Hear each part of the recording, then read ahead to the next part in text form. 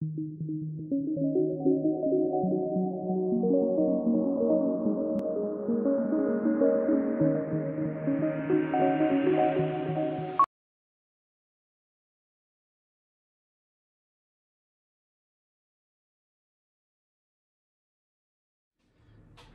tá bom, gente, oficialmente, como o Fado vai gravar, Plim!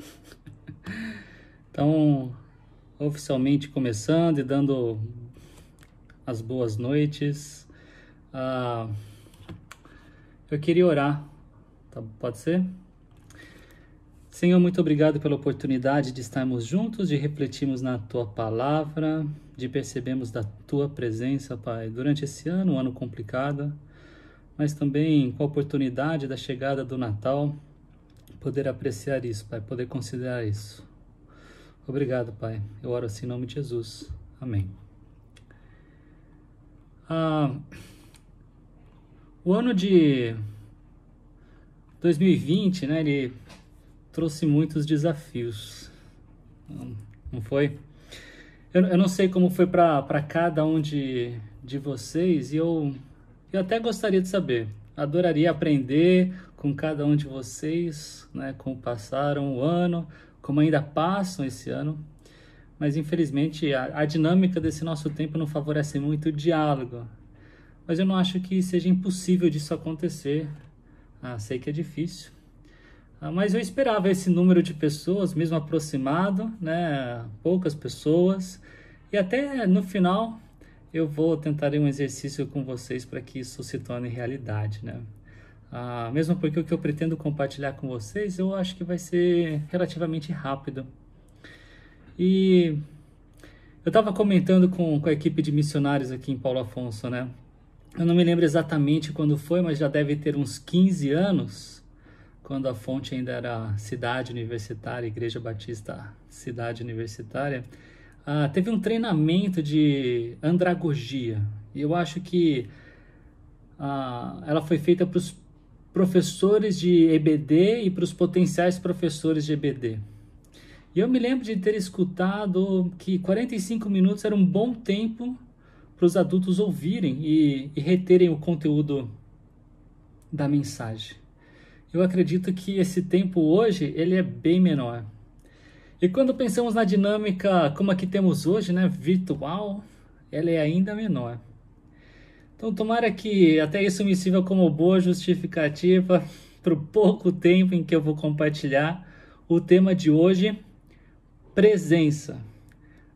Foi divulgado que seria revelação, se eu não me engano, mas hoje é presença. E não é qualquer presença, né? Uma presença em qualquer contexto, mas é a presença como presente do Natal. E mesmo assim, não é qualquer presença de Natal. Por exemplo, eu vou passar o Natal desse ano, Deus ainda permitindo, na presença dos meus sogros, dos meus pais aí em São Paulo. E para mim isso vai ser um enorme presente. A presença de todos eles é um super presente para mim. Mas eu quero falar com vocês da presença de outra pessoa. Da presença de alguém muito mais importante do que os meus sogros, do que meus pais, a minha própria presença aí. Eu quero falar da presença de Cristo como um presente de Natal. E se você já leu o livro do profeta Isaías, você deve ter percebido que ele fala muito da vinda do Messias. E há muitas profecias sobre o Messias. E para citar algumas, né? Em Isaías 42, também 49, ele diz que o Messias seria luz para os gentios. No capítulo 9, ele fala que o Messias reinaria no trono de Davi. Que ele manifestaria a glória de Deus, lá de novo no capítulo 49. No capítulo 11, que ele restauraria as nações. No capítulo 42, que ele seria gentil com os fracos. E agora, com a proximidade do Natal, uma das profecias mais citadas do livro de Isaías é que o evangelista Mateus também cita quando ele se refere ao nascimento de Jesus, o primeiro Natal.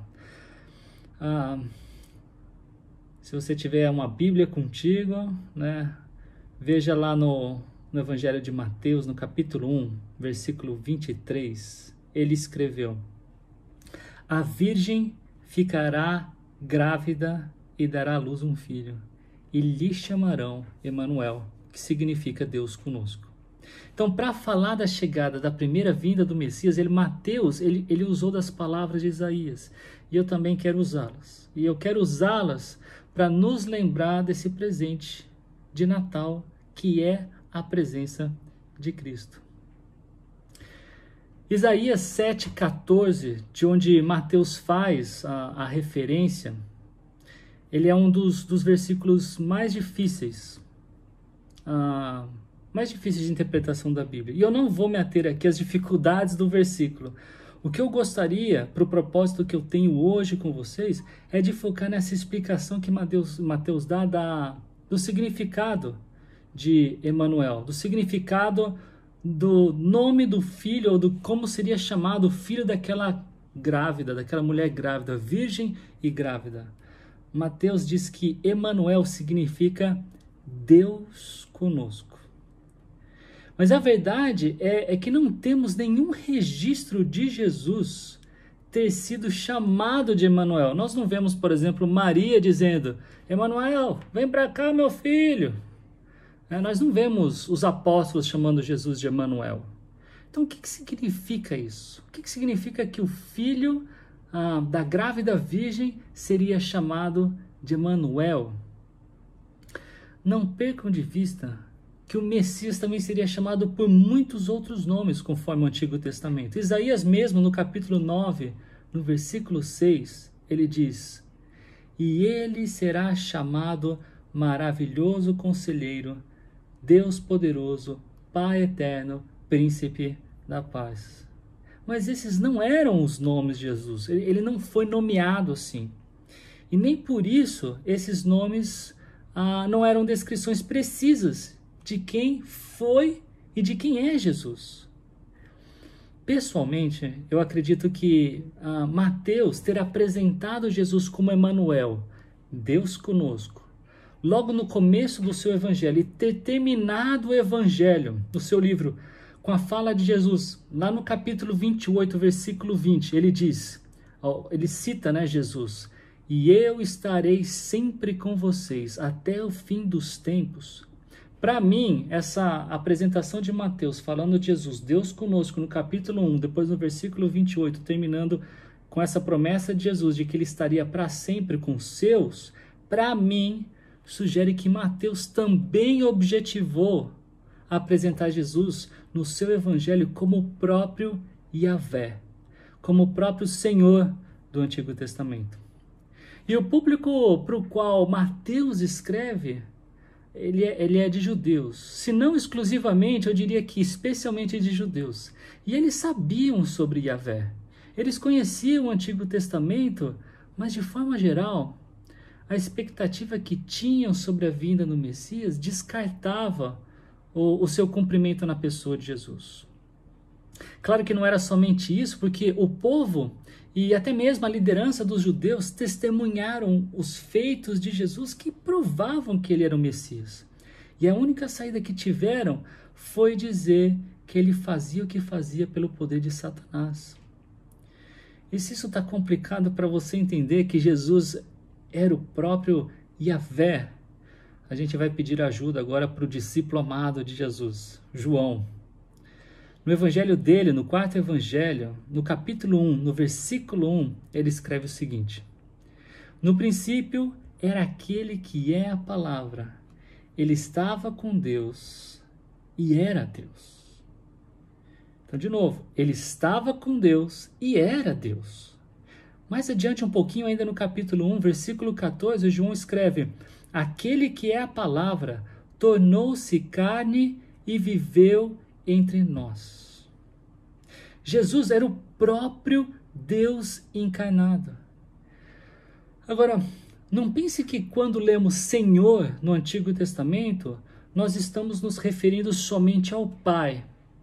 Senhor no Antigo Testamento, ele engloba o conceito que, por causa do Novo Testamento, nós sabemos melhor. O conceito do nosso Deus ser triuno. Senhor, como é a tradução para o português, ou Yahvé, ou, para ficar mais chique no hebraico, Yahweh, né? Inclui as 3 pessoas que são o nosso único e um Deus. E Mateus, quando ele cita Isaías no contexto do nascimento de Jesus, ele está dizendo, esse aí é o Emanuel. Esse aí é o próprio Deus em nosso meio. Ele é o Deus conosco. Então, de uma forma especial, Deus ele se fez presente no mundo na pessoa de Jesus. Os judeus não receberam, falando agora de João de novo, ele fala isso no capítulo 1, versículo 10. E os judeus, enquanto nação, eles tiveram como presente a presença do próprio Deus, mas eles o recusaram. Mas eles não desembrulharam o maior e melhor presente do primeiro Natal. Deus estava entre eles, em osso e carne. E ele cresceu, morreu, ressuscitou e prometeu o seu chamado de Emanuel, de que estaria presente com os seus até o fim dos tempos. Entendo que a realidade de Deus estar presente, ela não começou quando Jesus nasceu de Maria. Ela também não nasceu com as profecias de Isaías. O salmista, no Salmo 139, por exemplo, ele escreveu poeticamente sobre a presença de Deus. Dos versículos 5 ao 10, no Salmo 139, nós lemos assim: Tu me cercas por trás e pela frente e pões a tua mão sobre mim. Tal conhecimento é maravilhoso demais, está além do meu alcance, é tão elevado que eu não o posso atingir. Para onde poderia eu escapar do teu espírito? Para onde poderia fugir da tua presença? Se eu subir aos céus, lá estás. Se eu fizer a minha cama na sepultura, também lá estás. Se eu subir com as asas da alvorada e morar na extremidade do mar, mesmo ali a tua mão direita me guiará e me susterá. Para ser mais preciso, o salmista nos apresenta com muita clareza a onipresença de Deus. Ou seja, ele sempre está presente. Ele está presente em cada metro quadrado do universo. Ninguém consegue se esconder dele. Ainda assim, além dessa presença universal, Deus se faz presente de uma forma especial. Emanuel, Deus conosco. Em teologia, nós falamos da transcendência de Deus e da imanência de Deus, mas eu não quero complicar. O laço que embrulha esse presente de Natal, ele não é complicado, mas requer fé. Fé em um Deus que nos criou, nos protege e soluciona o maior problema que temos, o pecado. E para solucionar esse problema, eis que surgiu Emanuel. O Deus conosco, ele sofreu como um de nós, mas diferentemente de nós, sem pecado. Nós sofremos em razão dos nossos pecados e dos pecados dos outros. Jesus, ele sofreu exclusivamente em razão do pecado dos outros. E como sofreu? Sofreu a ponto de morrer numa cruz. Deus estava presente naquela cruz para que nós, quando crescemos, estivéssemos eternamente presentes com Ele. Esse ano não foi o ano mais difícil da minha vida, mas ele foi bem complicado. Na igreja, a maior dificuldade foi trabalhar para que as pessoas que Deus nos deu o privilégio de servir aqui em Paulo Afonso pudessem se alimentar da palavra e pudessem comungar uns com os outros. E para isso eu tive que desenvolver algumas habilidades que eu não tinha e desenvolvê-las de forma rápida. Louvado seja Deus por diversos irmãos e irmãs que contribuíram para que a igreja não somente pudesse ter um momento adequado de estudo da palavra, e anúncio do Evangelho. Na família, o mais difícil foi coordenar o nosso tempo com todos os afazeres que temos, em especial as necessidades dos nossos 3 filhos, o Enzo com 11, a Mila com 5 e a Nara com 1 ano. Eles completaram essa idade nesse ano. E isso sou eu falando para vocês de forma geral, porque a pandemia ela trouxe questões bem específicas. Por exemplo, eu estive em 2 velórios. 2 amigos perderam seus pais aqui em Paulo Afonso. Eu abraço ou não abraço o meu amigo no velório do pai dele? A própria questão do vírus e tudo que envolve a nossa proteção. O distanciamento social foi e é algo importante, mas se não soubermos ter o equilíbrio disso, nós vamos ficar doentes de outras formas, como a depressão, por exemplo. E eu diria, hoje, a depressão é mais difícil de curar do que de Covid-19. Precisa entender um equilíbrio. Eu estou dizendo, existem especificidades na pandemia e ela requer um determinado conhecimento para que façamos isso de forma piedosa, de forma sábia, de forma a trazer louvor a Deus. Nesse Natal, não perca a oportunidade de desfrutar desse presente de Deus, da própria presença dele. A certeza da presença de Deus, ela me faz pensar no constante cuidado que Ele tem por mim, que Ele tem pela minha família, especialmente pela igreja que é dele. Eu tenho que tomar decisões aliás, cada um de nós tem que tomar decisões que não são nem pretas e nem brancas. A vida ela é cheia de cor cinza. E desembrulhar o presente de Deus, da presença dele, é poder contar com uma luz que ilumina o nosso caminho. Faltam menos de 2 semanas para o dia 25 de dezembro, data que tradicionalmente nós celebramos o nascimento de Jesus. Data que nós celebramos Emanuel, Deus conosco. Agora, com tantas distrações, nós podemos facilmente passar o Natal sem qualquer lembrança do real propósito ou do propósito maior pelo qual deveríamos curtir o Natal. Há luzes nas casas, nos shoppings, há uma árvore com pisca-pisca em cada casa, em diversos lares há fartura de comida, algumas vezes tem os fogos de artifício, os amigos, os vizinhos, os parentes, que há meses, às vezes há anos, não víamos. Tudo isso é muito legal, é muito bom desfrutar disso tudo. Mas tudo isso tem o potencial de nos distrair. Especialmente porque Satanás, ele não trabalha com a sorte. Deixa acontecer.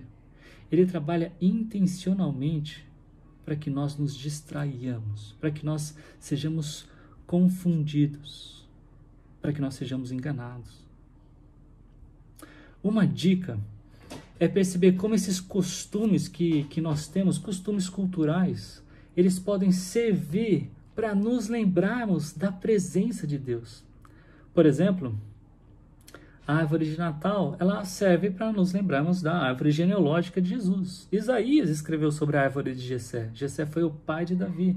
Jesus é descendente de Davi. As luzes nos lembram de Jesus, que é a luz do mundo. João capítulo 1.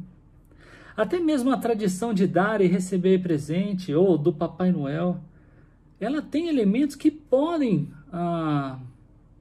nos ajudar a lembrar de Jesus.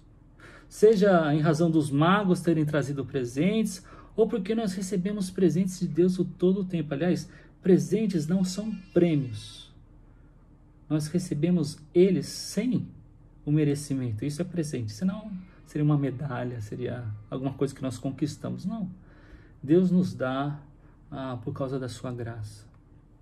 E no dia 25 ou 24 de noite, eu diria, aproveite a oportunidade de, com os seus, desembrulhar esse presente do Natal, a própria presença de Deus. Aproveite a chance de lembrar os que já creram em Cristo dessa especial presença dele. Aproveite para lembrar o Emanuel, para aqueles que ainda não sabem que ele nasceu de uma virgem e mais tarde derramou seu sangue para nos salvar. A morte ela não impediu Emanuel de estar conosco.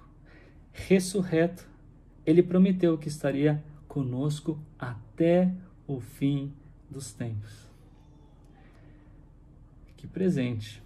O próprio Deus conosco. E de forma especial com aqueles que já creram em Jesus até o fim dos tempos. Isso é o que eu queria compartilhar com vocês. Eu queria mais uma vez orar com vocês e, como eu disse, está cedo e no começo eu disse que adoraria escutá-los e depois de orar eu queria ver se a gente poderia fazer um exercício juntos, tá bom? Senhor, mais uma vez te agradecemos pela firmeza que temos em reconhecer a tua presença. A tua presença, Pai, que de forma especial foi manifestada na pessoa de Jesus, no nosso Salvador. Quando naquele primeiro Natal, Jesus nasce de Maria. Jesus é recebido pelos pastores do campo, pelos magos. José e Maria têm que fugir para que os planos de Herodes não sucedessem. Depois o Senhor enviando um anjo falando para que ele retornasse. Então ele cresce em Nazaré, chama 12 homens para serem seus apóstolos, seus discípulos, de uma forma próxima, especial. Os evangelhos relatam para a gente a manifestação do teu poder, de que ele é esse Emanuel, Deus conosco. Então morre na cruz do Calvário, nos dando a oportunidade de, quando cremos, participar da tua presença, Senhor, de forma eterna. Pai, obrigado pela ressurreição que nos dá a certeza dessa esperança. Obrigado pela tua palavra, Pai, que ao nos ensinar da tua presença, nos consola, nos fortalece, nos dá paz. Que essa seja uma verdade, Pai, que possamos ser relembrados nesse Natal, da tua presença. Eu te louvo, Pai, por tudo que o Senhor tem feito presentemente nas nossas vidas. Não é só virtualmente, é de uma forma especial, de uma forma diferente, como o Senhor atua nas nossas vidas. E louvamos ao Senhor por tudo isso. Eu oro assim, em nome de Jesus. Amém.